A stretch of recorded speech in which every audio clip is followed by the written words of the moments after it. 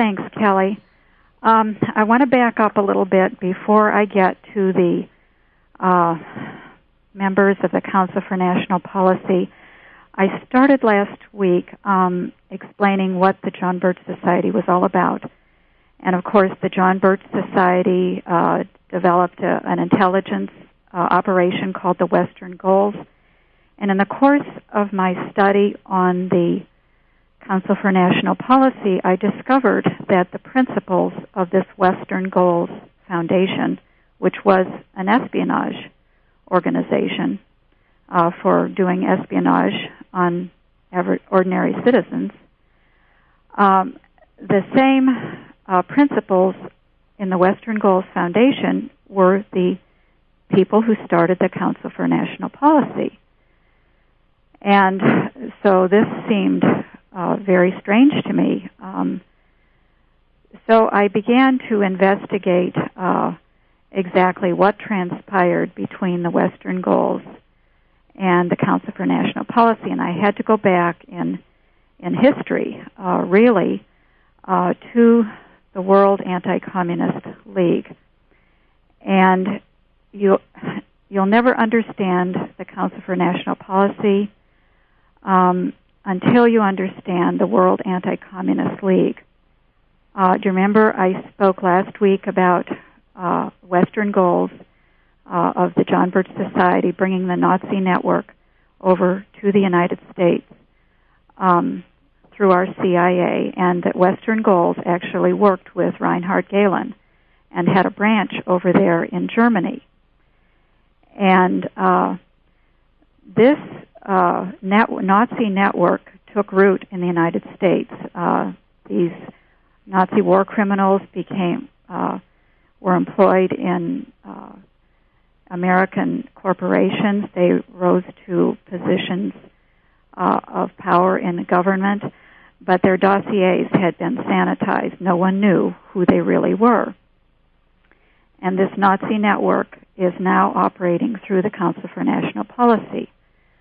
Many of the people in that organization have ties with neo-Nazis, former Nazis, and many of them, as you discovered, Kelly, are fronts for Sun Myung Moon.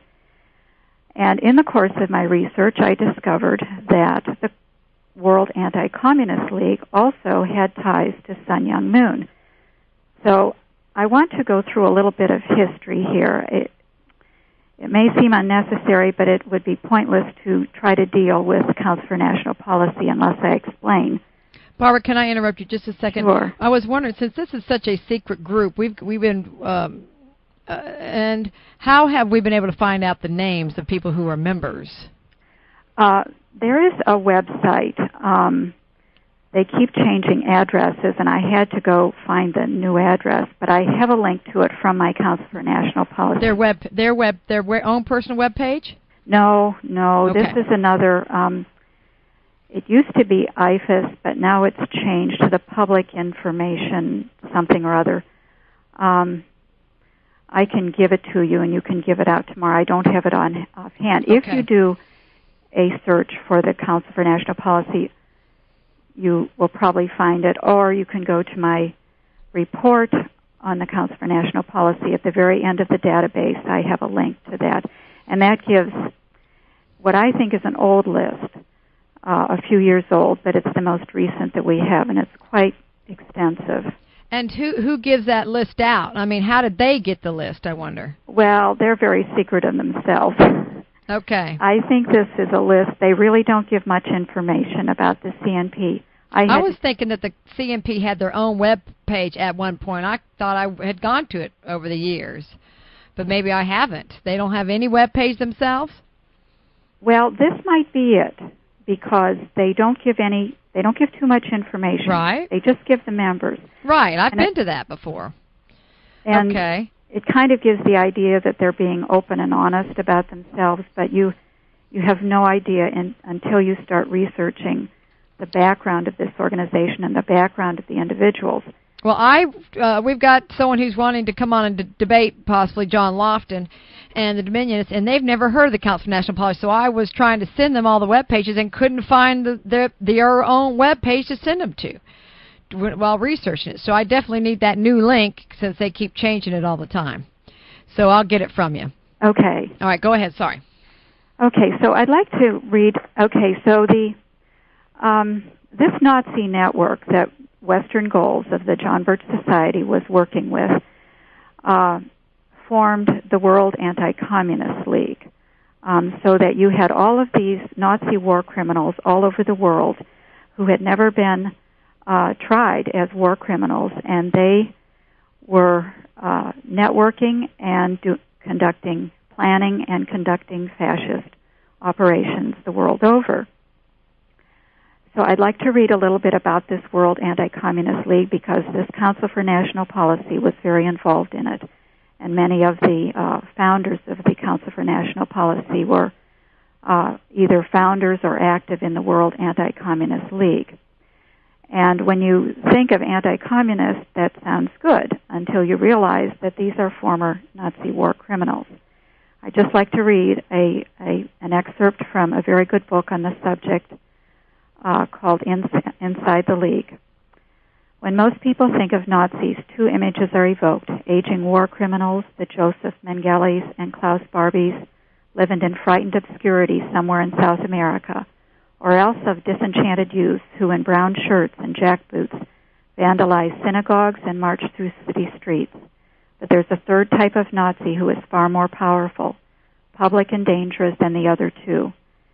These are the Croatians, the Slovaks, the Ukrainians, the Latvians who carried out the German-directed massacres, who never faced a Nuremberg and who joined the World Anti-Communist League. The participation of these Eastern Europeans in the Holocaust remains one of the least told stories in modern history. The reason for this is simple.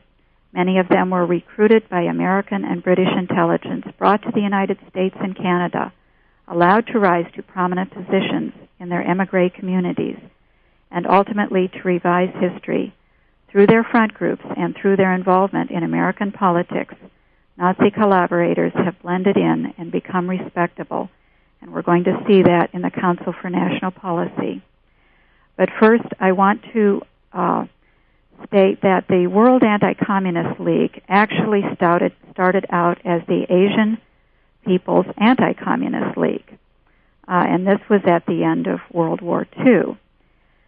The founders of the Asian People's Anti-Communist League were agents of the governments of Taiwan and Korea.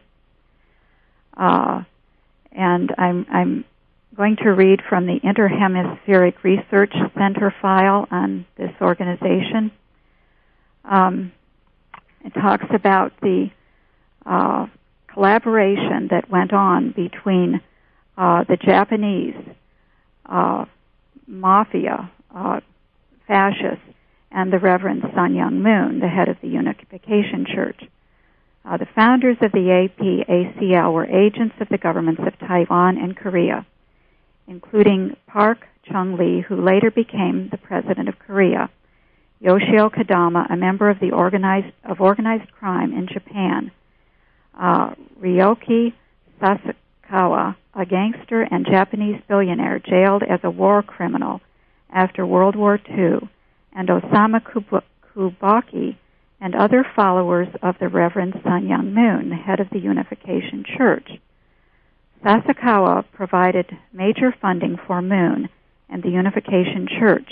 When Park became president of South Korea after the 1961 coup, he adopted the Unification Church as his political arm. So now we get a little bit of an idea of who the Reverend Sun Myung Moon really is. And of course, he controls the Council for National Policy, the direction of it, and many of the members of the CNP. Now I'm reading from another article, Robert Perry's Dark Side of Reverend Moon. Moon's church was active in the Asian People's Anti-Communist League, a fiercely right-wing group founded by the governments of South Korea and Taiwan. In 1966, the group expanded into the World Anti-Communist League, an international alliance that brought together traditional conservatives with former Nazis, overt racialists, and Latin American death squad operatives. I've got also have the U.S. House of Representatives did a investigative congressional hearings on Sun Myung Moon back in the 70s, and I have a copy of that if you'd like to see it. But it is quite amazing what they found out about Sun Myung Moon working with the communist and the communist Koreans and what he was doing in this country. And let's not forget he spent some time in jail in this country also, and it was Jerry Falwell that helped get him out of jail. Barbara, also there's a Christian anti-communist league of which I get their email thinking it was good, and it's a bunch of pablum junk I've ever seen, but it's run by David Noble, Summit Ministries out of Colorado, who's also a member of the CMP. Yes, well, these anti-communists read into that. Nazis are everywhere now. They've become respectable. This is what the World Anti-Communist League did for them. It took these Nazi war criminals, this whole network, and merged them with respectable people who, of course, are anti-communist.